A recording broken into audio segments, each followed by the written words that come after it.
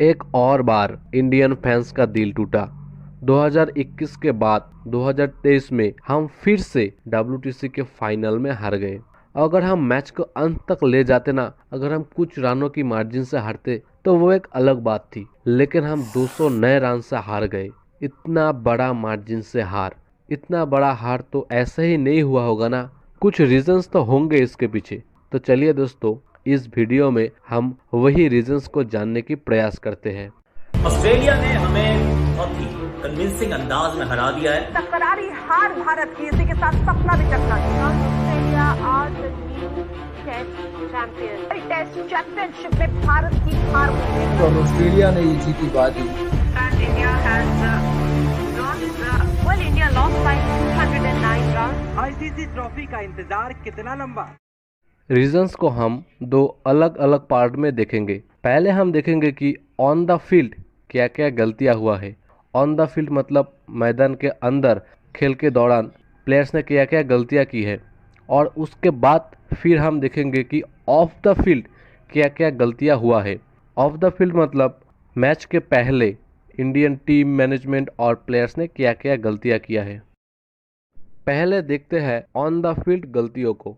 इसमें सबसे पहले आते हैं खराब गेंदबाजी।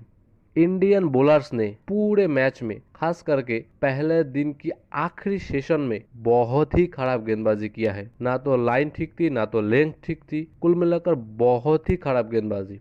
मैच में सबसे ज्यादा रन बनाने वाले खिलाड़ी कौन है? Travis head. पहला इनिंग्स में उन्होंने 163 रन किया था। शॉर्ट गेंद के खिलाफ उनके कमजोरी की बात तो हम सभी जानते हैं, लेकिन पहले इनिंग्स में जब वो क्रीज पर उतरी तो हमारे गेंदबाजों ने उनके खिलाफ शॉर्ट गेंदबाजी का इस्तेमाल किया ही नहीं।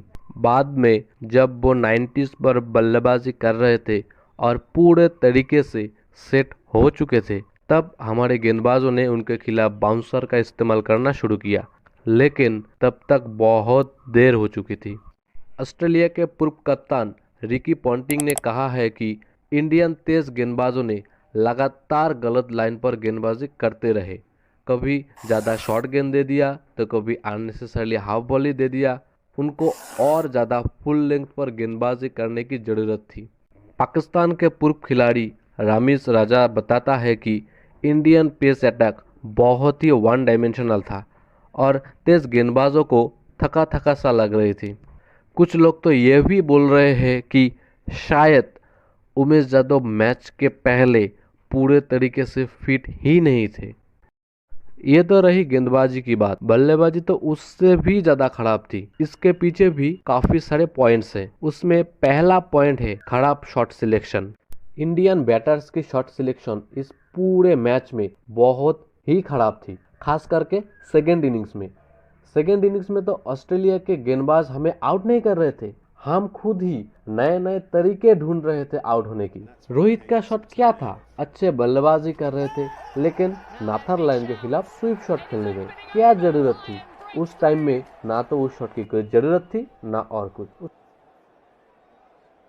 उसके बाद पुजारा अपर कट खेलने गए। उस टाइम में उस शॉट का कोई मतलब ही नहीं बनता। और विराट कोहली की तो वही पुरानी आदत, छठे सातवें स्टंप की गेंद को ड्राइव करते हुए कैच आउट। कुल मिलाकर बहुत ही खराब शॉट सिलेक्शन रहा था पूरे इंडियन बल्लेबाजी ऑर्डर का। इसके बाद दूसरा पॉइंट है अच्छी शुरुआत को बड़े स्कोर में तब्दील नहीं कर पाना। रोहित शर्मा, चेतेश्वर पुजारा, जडेजा, कोहली, इन सब को या तो पहले इनिंग्स में या फिर दूसरे इनिंग्स में अच्छी शुरुआत मिल चुकी थी, लेकिन इनमें से किसी भी बल्लेबाज अपनी अच्छी स्टार्ट को बड़े स्कोर में तब्दील नहीं कर पाए। ऑस्ट्रेलिया के पूर्व विकेटकीपर बल्लेबाज ब्रैड हार्डिन ने कहा है कि ये कंसंट्रेशन लैप्स की वजह से हुआ है, लेकिन पाकिस्तान के पूर्व खिलाड़ी रामिज राजा को माने तो इंडियन बैटर्स एक्चुअली एग्रेशन और डिफेंस के बीच में फंस गए। और उसके बाद बैटिंग भी जो थी वो भी ये था कि एग्रेशन और डिफेंस के बीच में फंस गए, जैसे कि 4 बॉल अच्छे रोके और उसके बाद फिर अपने आप को रिमाइंड करें कि नहीं, हमें तो पॉजिटिव होना है, हमें तो एग्रेशन दिखाना है और रन्स करने हैं, उसी से प्रेशर पड़ेगा ऑस्ट्रेलिया में। और गलत बॉल पिक किया और इसी तरह से फिर विकेटें भी गिरी और लगा ऐसे जैसे कि ये कॉन्सेंट्रेशन लैप्स था। इसके बाद तीसरा पॉइंट यह है कि फ्रंट फुट पे कमिटेड रहना। इंडिया के पूर्व खिलाड़ी संजय मंजरेकर बताता है कि मैच में सबसे ज्यादा रन बनाने वाले दो बल्लेबाज ट्रेविस हेड और स्टीवन स्मिथ, वो दोनों क्या कर रहे थे कि वो बैकफुट में ज्यादा खेल रहे थे, गेंद को अपने पास आने दे रहे थे और उसके बाद बहुत लेट खेल रहे थे। लेकिन वही इंडियन बल्लेबाज फ्रंट फुट पे ज्यादा कमिटेड थे, फ्रंट फुट में शॉट खेलने के चक्कर में ही ज्यादातर आउट हो रहे थे। ये रहे ऑन द फील्ड गलतियां। इसके बाद चलिए दोस्तों हम देखते हैं of the field Indian team management और इंडियन खिलाड़ियों ने क्या क्या गलतियां किया है। इसमें सबसे पहला और शायद इस हार के पीछे सबसे बड़ा रीजन ये है रविचंद्रन अश्विन को प्लेइंग 11 में ना खिलाना। काफी सारे पूर्व खिलाड़ी के कहना है कि अश्विन को ना खिलाना इंडिया की हार के पीछे एक प्रमुख वजह है। अश्विन टेस्ट में नंबर 1 बॉलर है। जिस पिच में Ravindra Jadeja 4 wicket, Nathan Lyon 5 wicket ले सकते हैं, उस पिच में रविचंद्रन अश्विन क्या कर सकते थे ये बताने की कोई जरूरत नहीं। और तो और ऑस्ट्रेलिया के बैटिंग लाइनअप में काफी सारे लेफ्ट हैंडेड बैटर्स है, जैसे Usman Khawaja, Travis Head, Alex Carey, और लेफ्ट हैंडेड बैटर्स के खिलाफ रविचंद्रन अश्विन तो और भी ज़्यादा डेंजरस हो जाते हैं।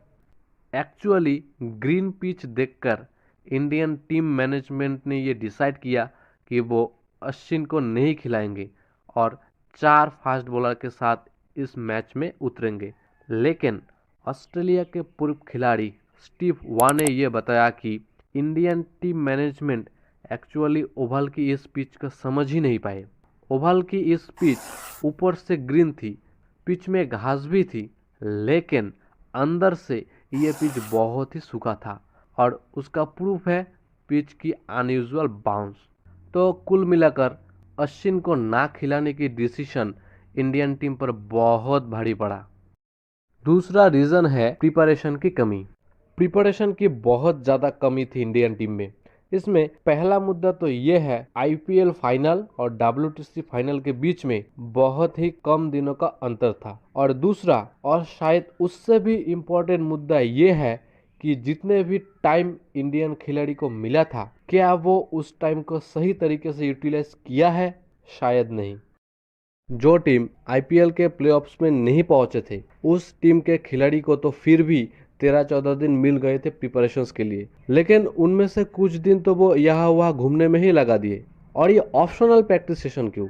आप कोई बायलैटरल सीरीज तो नहीं खेल रहे हो ना, आप एक आईसीसी टूर्नामेंट के फाइनल में पहुंचे हो, आप फाइनल मैच खेलने वाले हो। फाइनल के पहले ये ऑप्शनल प्रैक्टिस सेशन क्यों?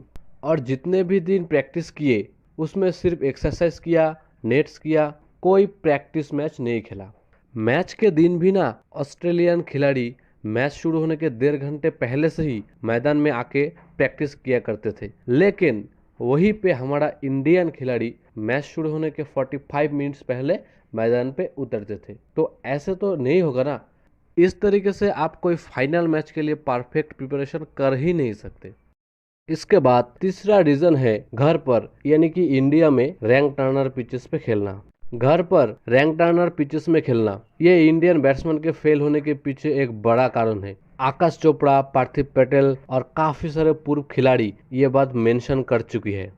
आकाश चोपड़ा अपने YouTube चैनल पर ये बताता है कि जब हम भारत में खेलने लगे ना, आजकल तो मैच से डस्ट बॉल पे खेलते हैं, एकदम रैंक टर्नर पे खेलते हैं। स्पिनर आते हैं, पहली गेंद से स्पिनर आपको दिख जाते हैं। रविंद्र जडेजा, रविचंद्रन अश्विन, अक्षर पटेल मिलकर 20 विकेट चटका देते हैं। कभी 1.5 दिन में मैच खत्म, कभी 2 दिन में, कभी 2.5 दिन में, 5वें दिन तो मैच जाते ही नहीं है। जब आप ऐसी पिचेस पे खेलते हैं तो आप मैच तो जीत जाते हैं, सामने वाली टीम को आप रफा दफा कर देते हैं, लेकिन बल्लेबाज तो आपकी भी रन नहीं बनाते ना। अगर आप रन ही नहीं बनाएंगे तो कॉन्फिडेंस आएगा नहीं, और कॉन्फिडेंस तो आपको घर पे ही आना है। अगर घर पे कॉन्फिडेंस नहीं है तो खेल ये बहुत कॉन्फिडेंस का है। वो अजिंक्य रहाणे के T20 रन्स का कॉन्फिडेंस जो है वो आपको टेस्ट क्रिकेट में रन बनाने के लिए काबिल बना सकता है। अभी आईपीएल अच्छी खेले थे तो वर्ल्ड टीसी का फाइनल अच्छा खेला है, और मैं तो एक्चुअल टेस्ट रन्स की बात कर रहा हूं, और वो टेस्ट रन्स ही हम नहीं बना पा रहे। इसका एक और लॉस ये भी होता है कि रैंक टर्नर पिचेस में जब हम खेलते हैं तो हम सिर्फ अपने स्पिनर से ही गेंदबाजी करवाते हैं, हमारे फास्ट बॉलर्स को गेंदबाजी करने का मौका ही नहीं मिलता है। और वहीं पे जब हम बाहर जाते हैं खेलने के लिए, तब हम क्या करते हैं कि हमारे जो स्पिनर बॉलर्स जो घर से लगातार गेंदबाजी करके आ रहे हैं उनसे हम गेंदबाजी नहीं करवाते, और जो फास्ट बॉलर्स जो घर में 3-4 ओवर डाल के आते हैं उनसे हम बोलते हैं कि आप लगातार गेंदबाजी करते रहो, लगातार आप 20-25 ओवर डालते रहो। ऐसे तो नहीं होता है ना। आखिर फास्ट बॉलर के पास भी लगातार 20-25 ओवर गेंदबाजी करने की आदत होनी चाहिए। तो दोस्तों, ये रहे कुछ रीजंस जिनके वजह से हमें WTC के फाइनल में इतना बड़ा हार सहना पड़ा।